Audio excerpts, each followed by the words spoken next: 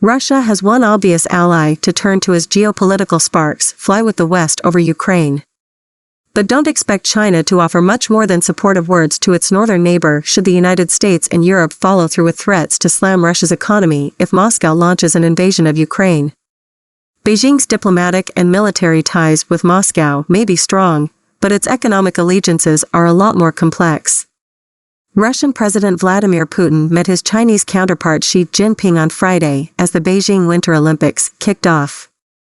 The Kremlin described the meeting as warm and constructive, and the leaders agreed to deepen their cooperation, according to an account published by Chinese state news agency Xinhua. Russian oil giant Rosneft said it had agreed to boost supplies to China over the next decade. Working together, we can achieve stable economic growth and stand together against today's risks and challenges, Putin wrote in an op-ed published Thursday by Xinhua.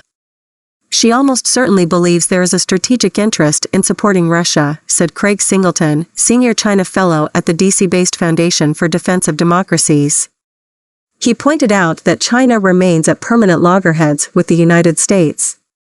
There is already some evidence that tensions with the West have deepened cooperation between China and Russia, according to Alexander Gobov, senior fellow and chair of Russia in the Asia-Pacific program at Carnegie Moscow Center.